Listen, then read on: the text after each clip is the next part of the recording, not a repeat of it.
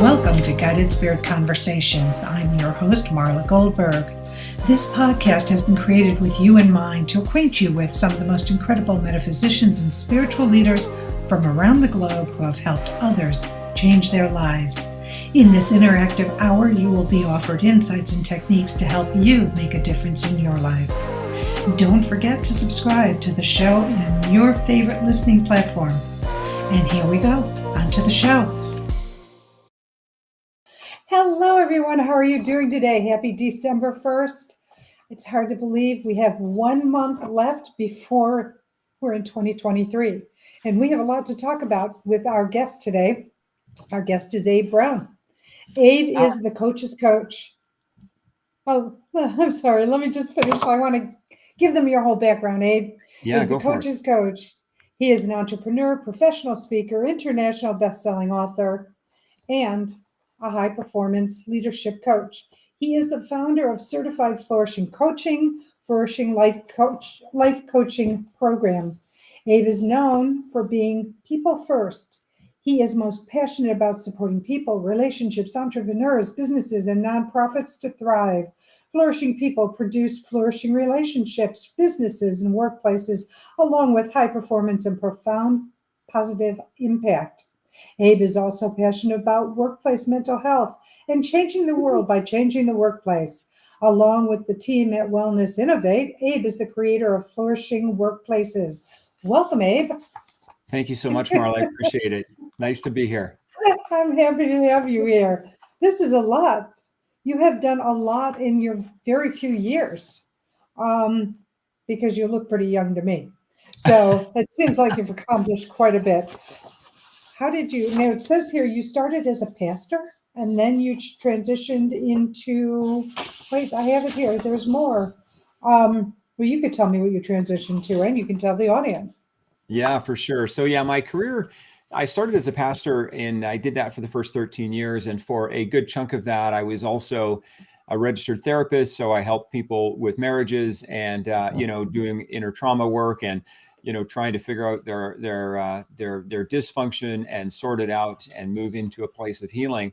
But interestingly, I hadn't been raised in a religious or a church environment myself. By most accounts, I was likely on a path to prison. And then I had a spiritual experience when I was 16 years old that changed my life. Okay, I need to hear that. Wait, before we go forward, you've got to share that experience, please. What happened? So, a little bit of context. I was raised in a really unstable, and I guess one would call dysfunctional, traumatic environment. There was a lot of abuse growing up. My mother was very young when she had my brother and I, and really did everything that she could, but it was not a good environment. There were some men in her life who were quite abusive, mainly to her, but of course to my brother and I. And so there was a lot of anger and violence in my life. As I got into my teen years, I started getting into crime, breaking into houses and stealing cars and dealing drugs, and was really on a path to end up in prison. And I don't say this lightly because my brother actually did over a decade of prison here in Canada. And that's hard to do. I'm sure some of your audience is not Canadian. And I can tell you that you have to try hard to do a decade of prison in Canada. We're a very lenient society that way. And so, it kind of breaks my heart to share that about him. And I was on that path. And then I ended up getting into a church. I was 16 and it was a big church. And so I thought, well, there's going to be some pretty girls there and maybe some people who smoke some of the stuff I was smoking, and maybe they want to buy it, So to me, I looked at it as a business opportunity and as a, I guess a relationship opportunity. A socioeconomic opportunity. Yeah. And that's the thing about people in crime. Most of the time they're super entrepreneurial, right? And they're always thinking, where's the opportunity? But, so when I came into that, I came into an experience with Christ that, through I guess not growing up with a father, and all the men who were in my life were just horrible examples of, kindness and stability and empathy and all of that. I kind of felt for the first time, just the presence of love from the inside out. I'd always felt it from my mother, but I never really felt it from the inside out. And I guess at that time, because I was so mixed up and really didn't have any clarity for my future, I thought, well, I'll go be a pastor because it looks like this is the vehicle that I can use to help other people. I didn't really have any other reference points. I mean, at that point, it was, be a police officer or, or a pastor, because those were the only entities I'd ever seen that were really interested in my small worldview at the time, in helping people. That's a great story. That really is. So you became a pastor. You did that for 13. Became a therapist at the same time.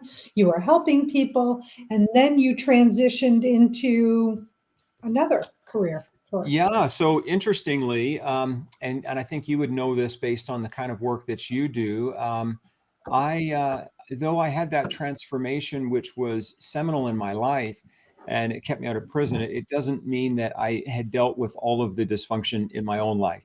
And as you know, there's levels to transformation, and there's levels to our experience of kind of addressing our own trauma. So when I was around 33 years old, and I appreciate your kind words, I'm 49 now, but my own marriage crashed, and I certainly admit that most of that was me.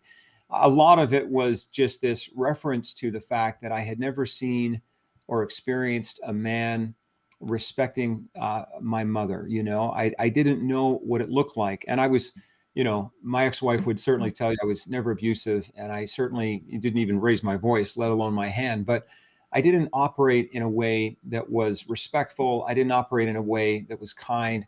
And so, here I am helping other people, and that was easy to do. But I couldn't fix myself. And so my own marriage ended up crashing. And when you're in that career, certainly on the pastoral side, it's a very bad thing. And so I took time away, and I maintained my ordination, if you want to say that, but which I did. But I needed to provide for my ex-wife and my family. We had 2 children at that time. And so I went right into business, and I got really lucky or fortunate or blessed, however you want to use it. But I got some high level business opportunities right away, again, because I had always had an entrepreneurial bent. I had always grown churches from very small to quite large. So some business people hired me to run their businesses, and were blunt. They said, I'm hiring you because of your people skills, because of your capacity to generate results through people. So, that's what I did. And I did that for several years. And I also then went into the nonprofit space at the executive level. So, for a number of years, I was the director of programs for actually the largest homeless shelter in North America, located right here in our city. Wow. And so I worked in homelessness and mental health and addiction. But years before that, so almost a couple of years after this crash, and when I was in the business world, I started a coaching business on the side. And to be honest, I wish I had some great story to tell about how noble I am, but I just needed money. If you ever been through a cataclysmic event like that, your finances Yeah. are drained.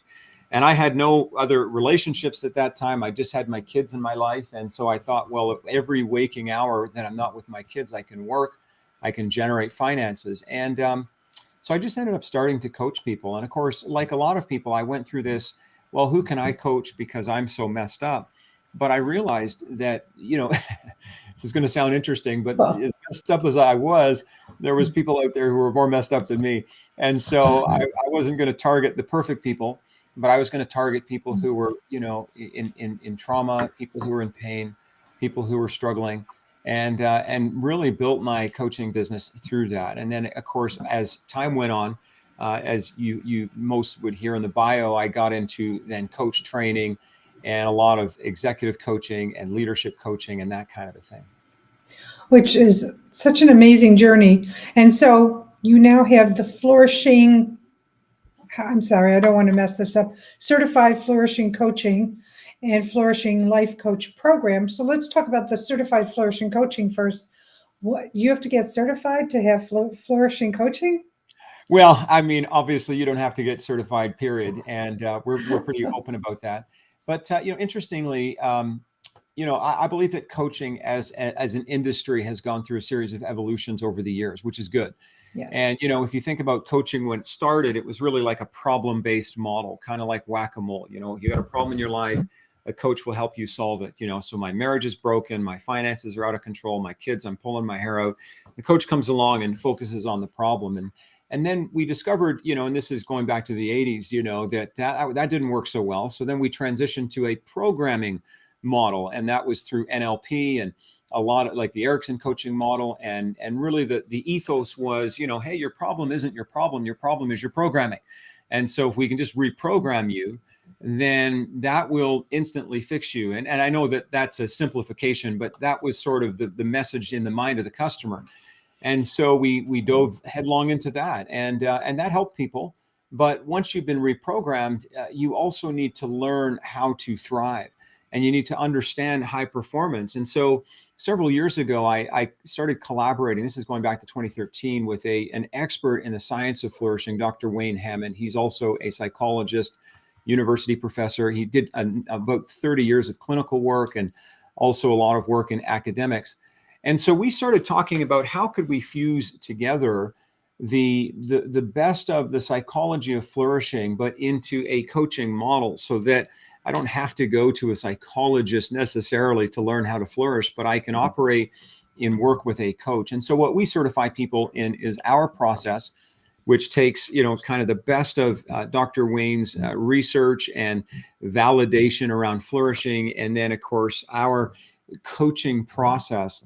So what we're certifying people in is that. And flourishing is so much more than just a bunch of academic literature. I think it really introduces people into a new way of life, right? Where, most of the time it's an outside in model. We're trying to teach people, we're trying to make people change their behavior or help them to. Whereas flourishing is, if we can help you shift the way that your mindset operates, it's going to create a new reality, which absolutely will have an external manifestation. It sounds amazing. So, do you work one on one with people? Is this group? Is this a group coaching situation? So Um, I work with one-on-one, and certainly I work with groups. And my role primarily now is either organizational work. So I'll work with organizations. So we do flourishing workplace. We help, detoxify a workplace culture and create psychological safety and a flourishing way of working together. But what we train our coaches to do and certify them to do is a lot of one-on-one work. Obviously, in executive realms, leadership, and then just regular people. And we also certify them and train them how to work with groups. I mean, one of the realities of flourishing is no one flourishes alone. And there's this idea in our Western culture that we can thrive by ourselves. The Lone Ranger kind of a thing. And flourishing is best in groups. And all of the mental health research absolutely validates that as well, that, the most important thing we can do for our mental health is build healthy and safe relationships with other people. But like me in my first marriage, I didn't know how. I understood cognitively, but my subconscious or my unconscious was actually driving my behavior, as you know. And I was pulling on a program or a software, a system that had been installed, and I didn't even give consent to that. But nonetheless, when I became aware of it, I needed to begin to shift it and to change it. that's so powerful. So, I want to transition. It's December, it's the holiday season. Okay. Okay. People are struggling. People are struggling because they feel alone or because they're dreading the holiday expectations, meaning the parties, the family events, and because there's always been, they get triggered. Someone triggers them. Do you have any guidance that you can offer the listeners as to how to deal with? Let's start with, you're going to a corporate event and yet you've always got someone who's poking the bear. How do you handle the person who's poking the bear? I just love that question. And part of the idea of flourishing, and one of the components or the skills is learning to emotionally regulate. And emotional regulation is this idea. I mean, I like to sort of use the metaphor of the thermometer and the thermostat on your wall. The thermostat doesn't immediately impact the thermometer, right? But the Right. thermostat can adjust the temperature. It regulates the temperature so that eventually I get where I want to be.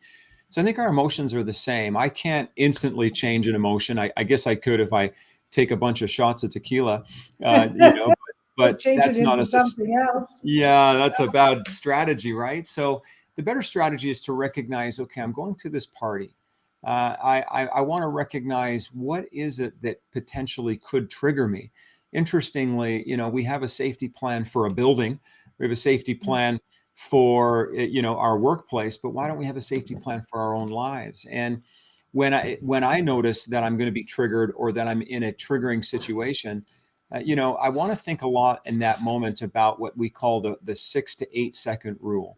And, the research from neuroscience shows that, instantly you can go right to the back of your brain. Your limbic system can be triggered.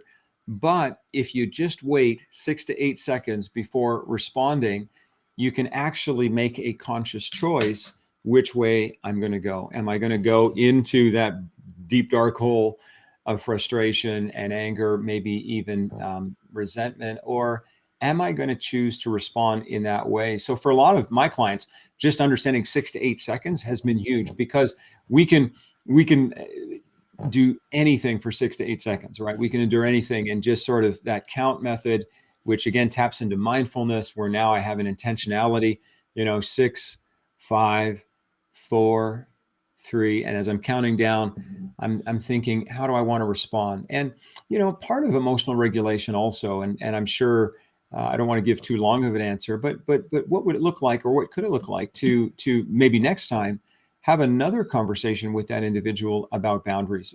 In other words, in an out of the context conversation where I'm not waiting till the party, but ahead of time, I'm able to say to somebody, hey, the last time we had a get together, you really triggered me. Here's why. I'm not even saying it's on you. It might be all on me, but I want to put this on your radar so that you could be a little bit more aware of my headspace the next time we connect. And, often if we frame it like that, rather than you triggered me, you're the blame, obviously you might get a better response. So let's go to the family dynamic, because even though you can use some of this to family dynamics, as we all know, there are some family members that you can say that to and they don't care. They still feel that they have the divine right to judge, criticize, poke, prod, do anything to hit your Achilles heel and send you to the astro field, Totally. emotionally. So what do you tell them to do for that? Well, and I love what you're saying, Marla, because I think in some families, definitely mine, some of my family growing up, I think they're waiting for the opportunity to poke you, right? It's Yeah, funny. It's absolutely. like they've been waiting since the last holiday to come and do some more. And and number one, I think it's to give yourself empathy. I think at the end of the day, one of the things that my study in neuroscience has shown me is that empathy is the way to help get from the amygdala back to your prefrontal cortex. And so that's the fear part of your brain, the emotional part of your brain, back to the more thoughtful and creative and innovative part of your brain, which is your prefrontal cortex. Now, we often think of empathy in the context of me being empathetic to you or you to me. But what about empathy towards ourselves, right? What about taking a little bit of time in that moment, that 6 to 8 seconds, to give ourselves a little empathy and say, I want to reach over and throw the gravy, bowl at this person right now, or I want to respond in a negative way, and that's normal, and that might feel good in the moment, but you know what? I'm going to choose to respond a different way. And, I mean, at the end of the day, sometimes people are very difficult. And it's a tragedy that happens through family.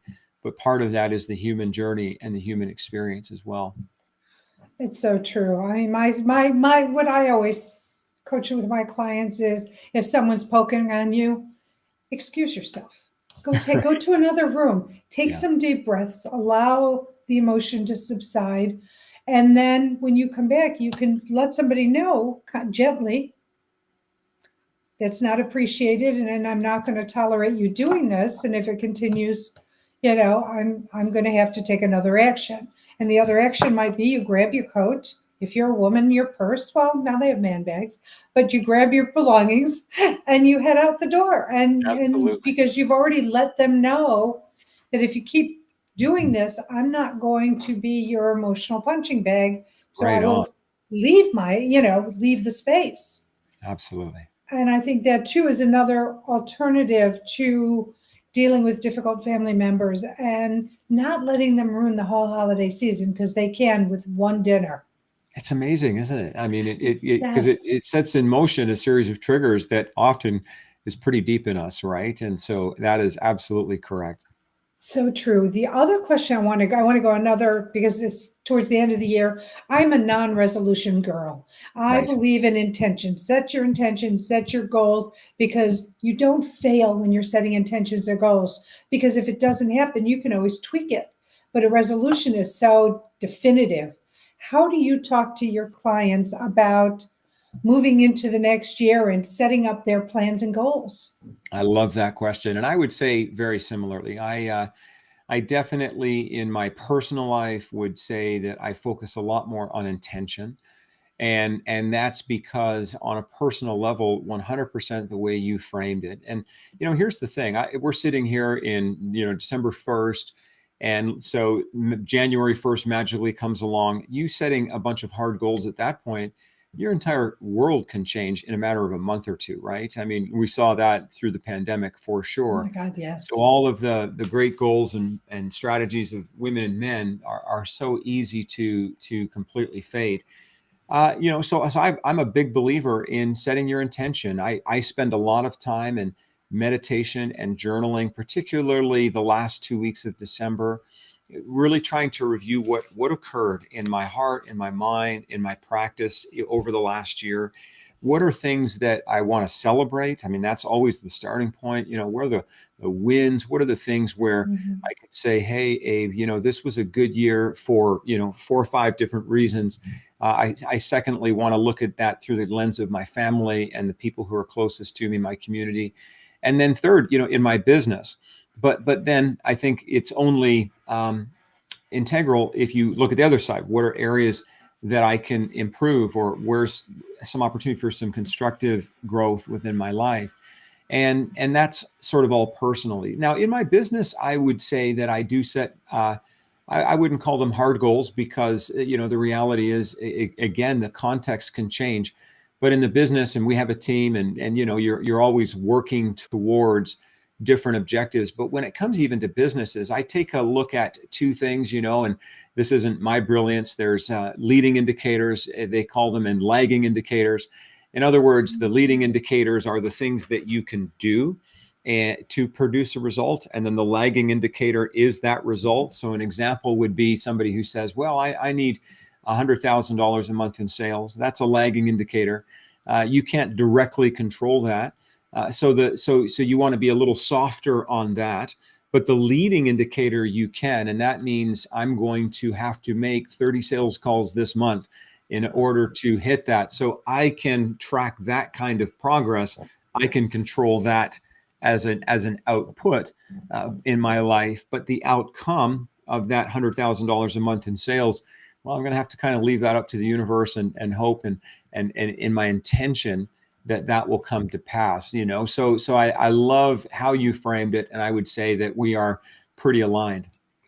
Thank you. I appreciate it. I really love that answer because it really makes a difference in the way someone looks at things moving forward. We just now, that conversation might have just twisted the perception and how someone approaches something. So thank you. That was really powerful. So, what do you have coming up? Do you have anything you're promoting? Yeah, so I mean, we constantly once a month, we offer our certified flourishing life coach training, and that happens. All of our information, I know you're so good at sharing, and certified flourishing coach, you can find us .com, and that's our social channel. So we offer the life coach training every month, but we have a couple of things that we're launching in 2023 that are really exciting. The first one is particularly for educators. Now, we're not training educators. So here I'm talking teachers, teachers assistants, people in education, be they administrators or whatever.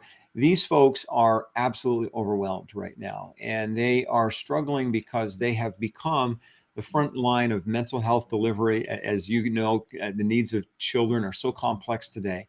And, these poor teachers are having to face an unbelievable amount of very complex situations, especially post-pandemic and the learning loss. And so we have a process around training them as facilitators in flourishing. So how could you facilitate an experience of flourishing within your students? And the poor students today, I mean, you've got everything from the abuse and the dislocation and things that I experienced growing up, but just so magnified now because of social media and inequality and all of these important social issues, right?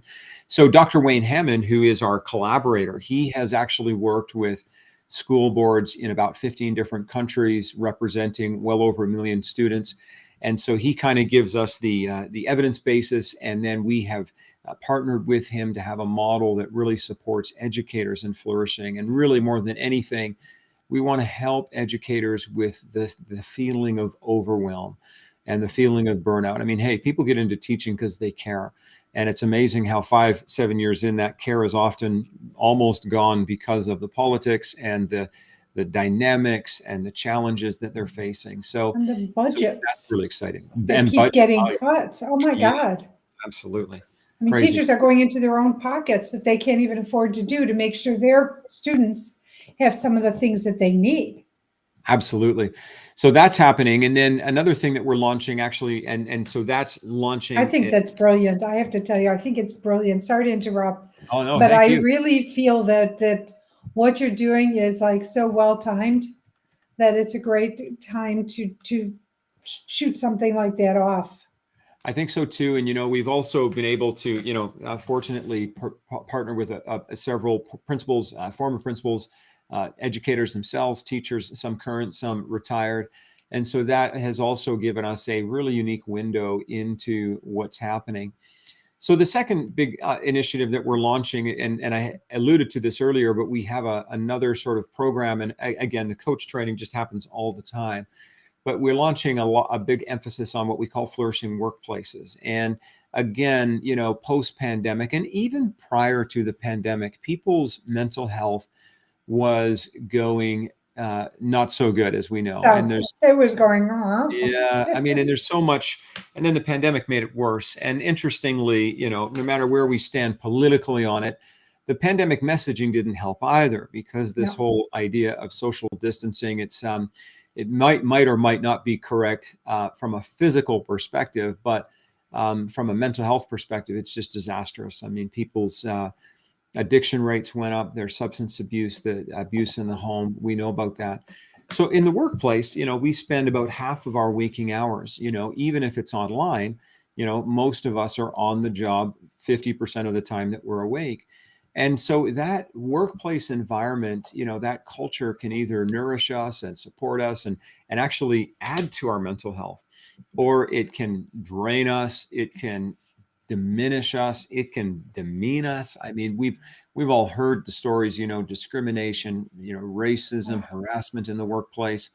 So what we've created is again, working with Dr. Wayne, is a set of tools where we can support an organization, number one, to measure how are we doing, and then to begin to give some proactive strategies. I did an MBA, and I can tell you, in an MBA, you take 0 classes on how to manage the most important asset that you have, which is people.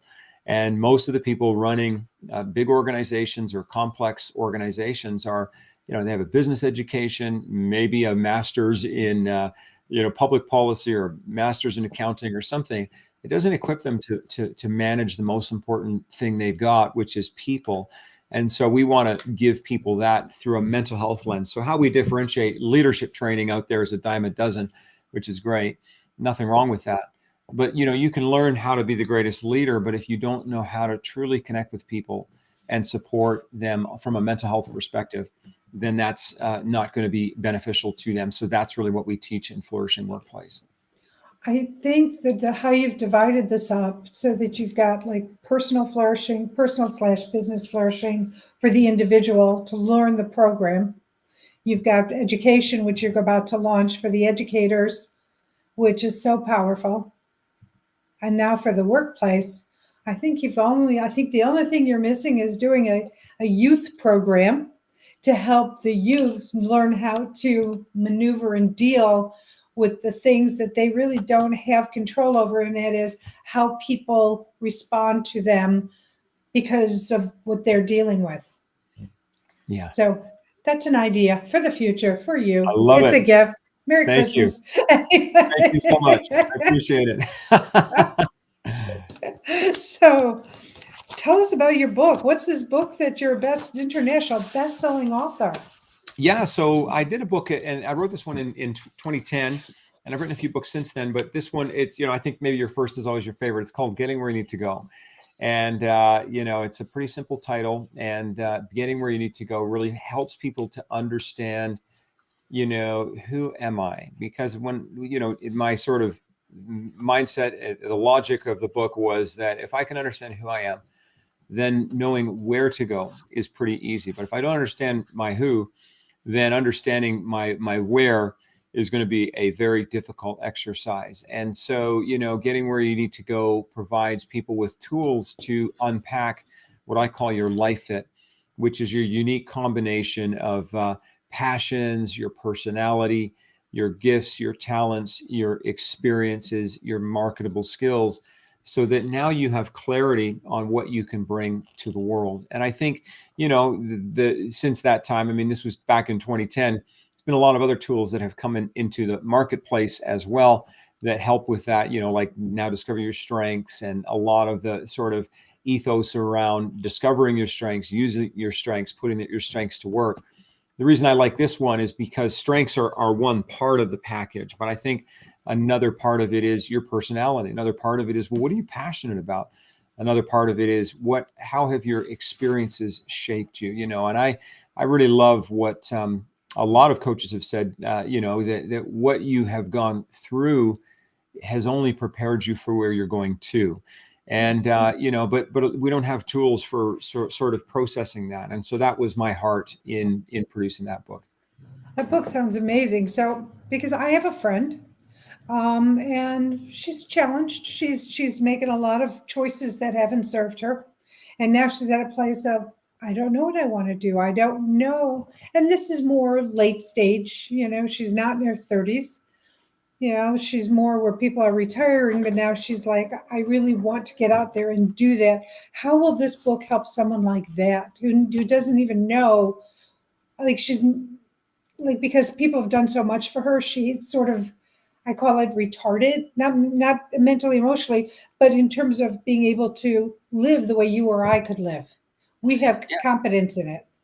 Such a great question. And interestingly, I started thinking about writing the book. This was years ago because I was having all of these people in their 40s, 50s, and 60s. And at that time, I was in my 20s, and they were basically saying to me, can you help me unpack what I need to be when I grow up? And I'm like, well, wait a second, you've already grown up. But of course, what they were saying is, I need to know what to do with my life. And the things that I've tried haven't been effective. When I went into homelessness, and I worked in that field for almost a decade, and at some of the highest levels, and also on the front line, one of the things I discovered is, anyone who's watching this who thinks that homelessness is about money is just doesn't know the industry at all. I love listening to these talking heads and academics and university professors talking about homelessness. Homelessness has almost nothing to do with, do you have enough money? It has almost everything to do with substance abuse and your health, which often stems from either trauma or a lack of a sense of purpose or connection. And so when I have trauma in my life, and then it leads me to this place where now I'm unplugged from everybody because nobody feels safe.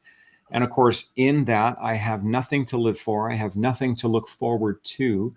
Of course, why wouldn't I end up in a homeless shelter? I mean, I talked to thousands of homeless people over the years whose only life goal had now been diminished to just, I need to just get through the day. And I empathize with that because that could have been me so very in a real way. But I can tell you that the shift begins to occur when people start to wake up to their personal purpose. Why are you here? And it doesn't have to be this grand Martin Luther King Jr. I mean, that's cool too. And if that's what you've got, great. But what if it's just, you know what, I want to help my aging parents. I need to have my stuff together because as they get older, they're going to need someone to help them age with dignity. What if it's just, I'm here to support my kids? What if, and you can fill in the blanks. So Right. this book would really help somebody like that because, I don't want, and I've never felt it was effective to have you living my passions, you living my purpose. That doesn't work, you know. No. But if you can discover your own and in an authentic way and yeah, work through some of the trauma and the unhealthy programming and the dysfunction, because all of that's part of the package and that's no one's fault. It is what it is. I think that that's a hopeful strategy going forward. Do you feel that part of it too is self responsibility? That when people find themselves in a place of all those things you just mentioned, that there's a part of blaming, not wanting to take responsibility for their choices, their decisions. So it's always the fault of my family. I grew up in a dysfunctional family. I had terrible friends. They've used and abused me, or boyfriends or girlfriends, whatever they are, and it's always somebody else's doing, but not the doing of the individual. So going back to self responsibility, do you find that that plays a part, a significant part with some of these people with their issues, and not to blame them because it's not a blame thing. It's they might not be aware of how to start taking responsibility.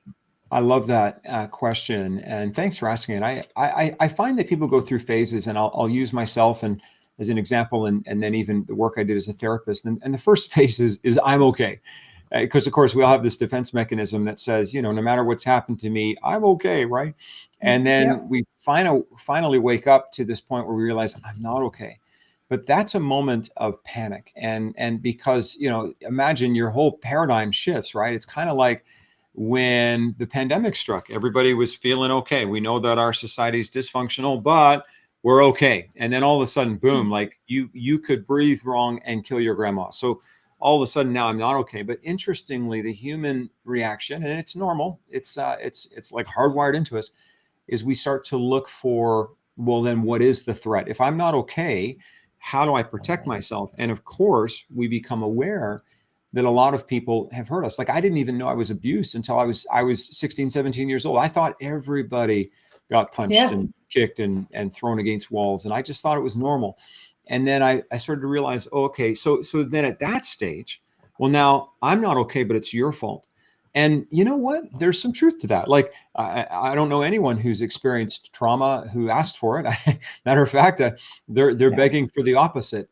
But then I think the big shift comes where you start with I'm okay, and then it's I'm not okay, and it's your fault. To now I'm not okay, and it's not my fault, but it's also my responsibility. There's no one who can fix me except for me. And Bingo. we can spend a lot of time blaming everybody else, and I did. So I empathize. I wouldn't want anyone to feel judged or shamed, but yet got to keep moving forward where now the focus is I've got to own what I've got. And I didn't ask for it, but I can't expect anyone else to fix me. And that's a moment of empowerment. That's not a moment of disempowerment. That's the moment where you stand up and you say, hey, I don't actually need someone to rescue me. No one's coming in a cape and spandex. I can actually step up, and that's a hard journey. That's a courageous journey, but It that's is where a coach, courageous. a coach, a caring community, a therapist, somebody can help you if you're open to it. But the other part of it, I think the other side of that coin is, but you have to be ready to do the work. You Yeah, have to be ready to make a change. No one's going to hand it to you on a silver platter. You have to take the steps, you have to do the work. And yeah, it's not easy work. And I think people need to understand it's not easy. But as you said, I love the word courageous because it is about being courageous. Because how brave and how courageous are you, whomever you might be, to say, I need help. What can I do? And actually follow the steps. yeah. I couldn't agree more. And courage and bravery. It's not running into a battlefield. It's how about just going on a deep dive internally on some of those things that you've buried for a long time. That's courage. And my Yes. only caution is don't feel like you have to do it alone. get some support, somebody who can keep you sane. It's kind of like, that person who crawls into a mine when there's been an explosion. To rescue others, they got to tie a rope to their leg in case Right. something happens, and then they can pull them out. So you don't want to go into that deep, dark place by yourself. Yeah, yeah, you do. You do need that tie around your ankle so that if something should happen, people can rescue you and get you going again. I like that because it's true, and they do find a way to help the rescuer, who's going in there, so that they just don't become a part of the fatality or the injured like the other ones. So Absolutely. powerful, really powerful. Well, it is charity shout out time.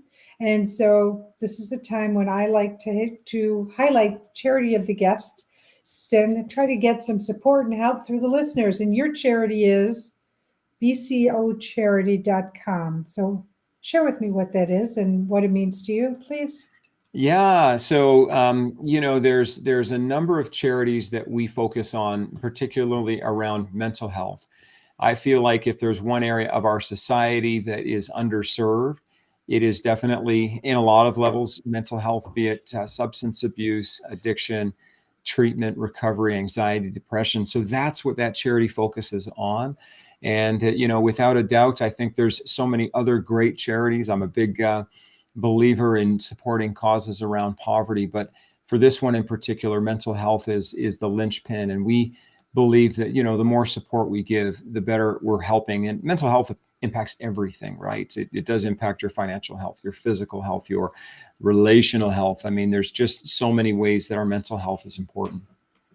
Yeah. And without the mental health, because that's your foundation.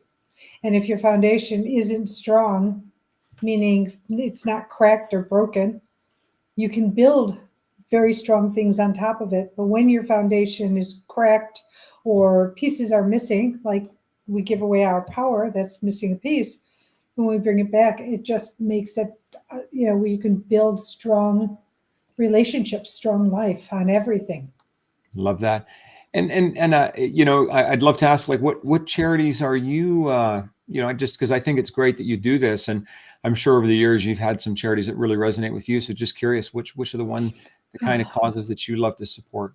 God. So I like children's charities. St. Jude is a big one in my book. Right on. Pets, especially no-kill shelters. Like when I'm in up north, it's Paws Chicago. I've been supporting that charity for decades. Wow. There's, of course, the cancers, the lung, the this, the that, the various ones. But, and then there's Mayo Clinic because Okay. they're absolutely phenomenal in what they do. So cutting edge.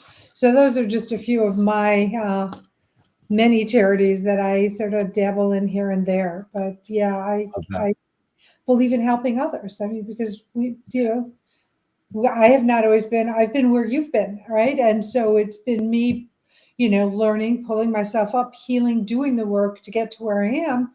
And I'm just so grateful that I'm about giving back. I love that too. Thanks for that. Yeah, so I don't sit here on my ball. I'm sitting on one of those ergonomic ball chairs right now. So I'm not sitting on my ball chair. It's just asking everybody else to do their charities without me Of having my course. own. So I Yeah, of like to course. be able to walk my walk. So thank you for asking about Yeah. mine. Yeah, no, I just thought it's cool that you do it, and it just sort of resonated to me that you must be that way yourself, So that's great. Thanks for sharing that.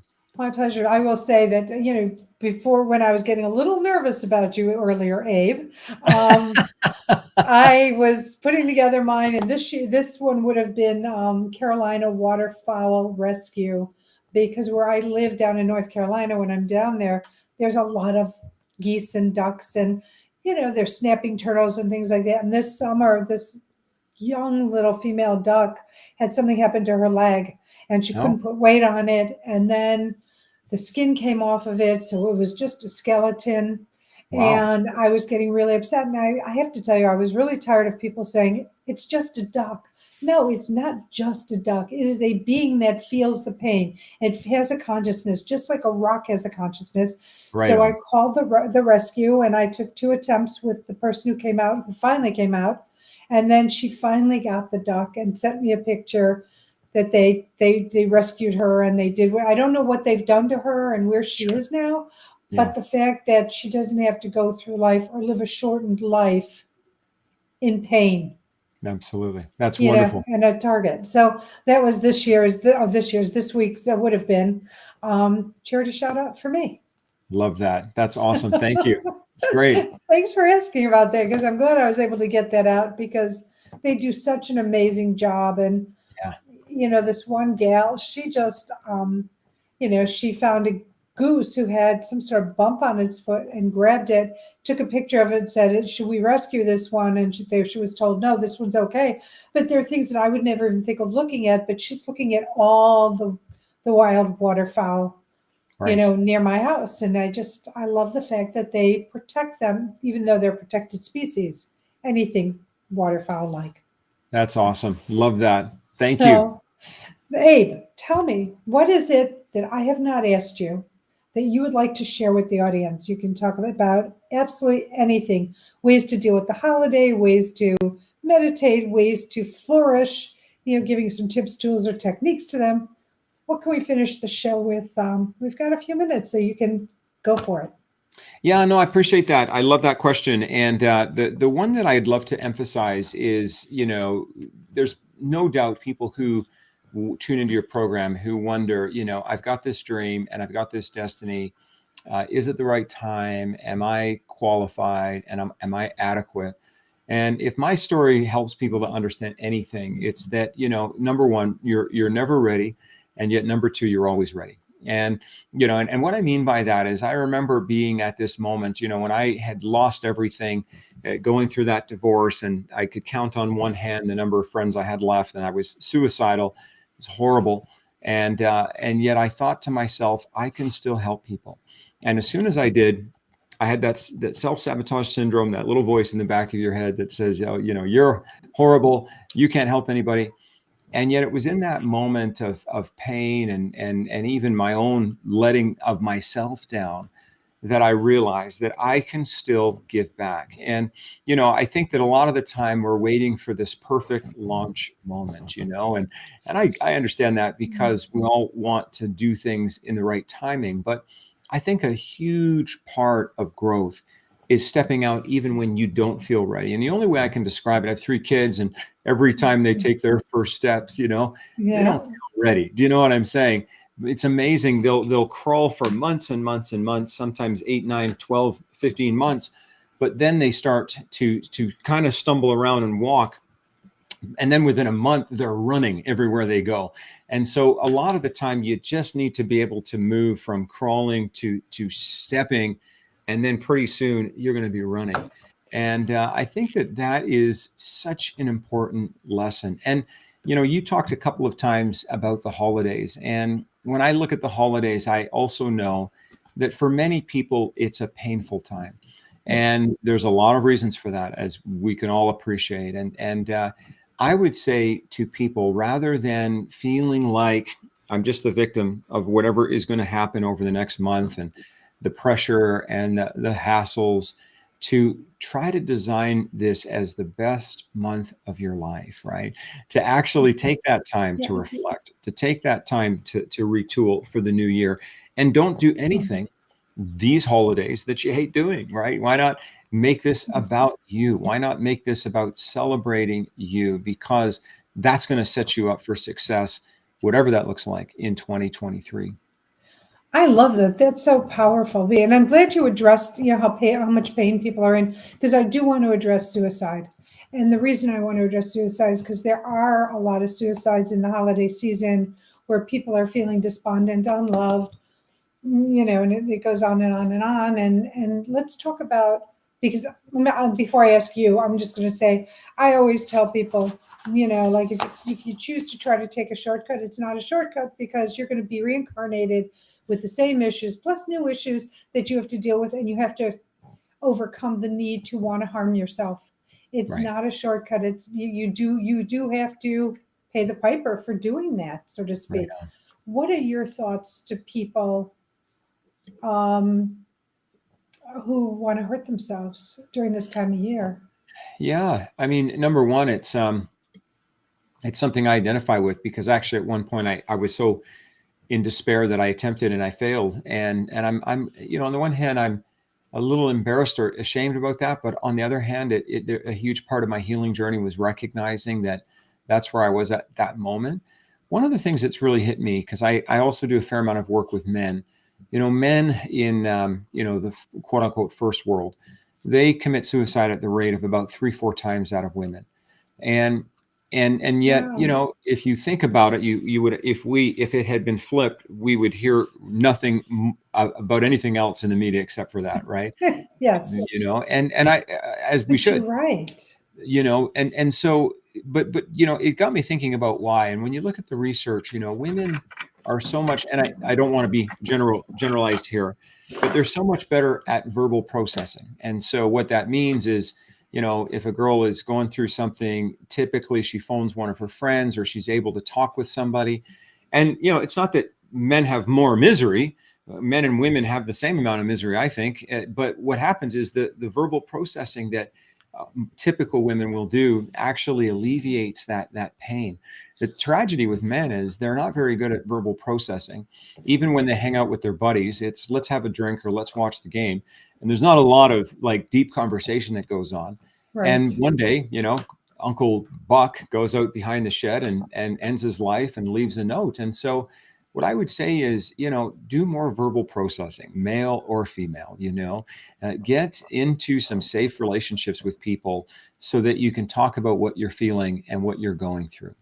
I think that's powerful, and I think that's true. I also think that more people raising boys as well as girls need to teach males how to communicate on an emotional basis. I think there's a lot of So true. repressive. They're not taught to speak from the heart, to express their emotions, express their pain. They need to buck up. You can't cry. Men don't do that. Real men, quote unquote.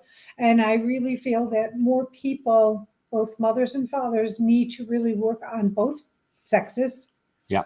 and the thems and the theys on how to communicate what they're feeling, what they're going through. I couldn't agree more. And it's interesting too, because there's a different way that we tend to express emotions as well. And sometimes, when I remember being a really bad little boy in school, so I was called by my teachers at that time in the early 80s. The teachers were allowed to say that stuff, and they sure did pretty liberally. And Mm-hmm. and a lot of it was just I didn't know how to express my emotions in an appropriate way. And so I think you're bang on. How do we help our boys and our girls to feel celebrated? Because typically, and again, there's always lots of exceptions to the rule, but Yes. there are differences, and that's okay. It's actually not so much about the difference, but it's about celebrating the person. And a huge part of that is how are you feeling? And if it's anger, I want to hear about it. If it's frustration, let's talk about it. If it's sadness, that's okay too, because we all get sad. And sort of normalizing the labeling of our emotions. As a matter of fact, there's a lot of research that shows that when we name and sort of label our emotions, you probably everybody's heard of Dr. Dan Siegel, who says name it in order to tame it, right? And so you have this idea of just here's what it is. I'm sad, I'm angry, I'm frustrated, I'm hurt, I'm wounded, and all of a sudden that activates a different set of tools in the brain that allow you to process it. So that's such a great question. Thank you. It is. Thank you for that, because I worry. I worry about where more kids are coming into this world as crystal children. They're more sensitive. They're remembering things that wasn't positive to remember when you were growing up or even when I was growing up. But I think people just need to be more compassionate to the children and knowing that they need to boys feel what girls feel. They just deal with it differently. And you've got to stop telling people to stop crying, buck up, be a man and deal with this stuff, and so that they can bury it so it regurgitates all over their life at their most important times. I couldn't agree more. So true. So, yeah. So, okay, Abe and I are suggesting to all you parents out there, please support your children, teach them how to communicate what they're feeling, and please don't diminish whatever it is they're feeling, because their feelings are as valid as yours. Yeah, and one of our coach training applications, it's called a certified flourishing parenting coach. And we actually again fuse together the best science of flourishing with best practices in parenting. One of the key elements is this idea of attunement, right? Is actually the more you tune in to those emotions to your kids, because as you know, there is a metaphysical connection between parent and child. And I Yes. think a lot of the time as parents, we're so focused on, trying to help them change their emotion. But the power is actually attuned to the emotion, understand the emotion, create that safety. And then, of course, the change will begin to occur because now I feel heard, I feel seen, I feel understood.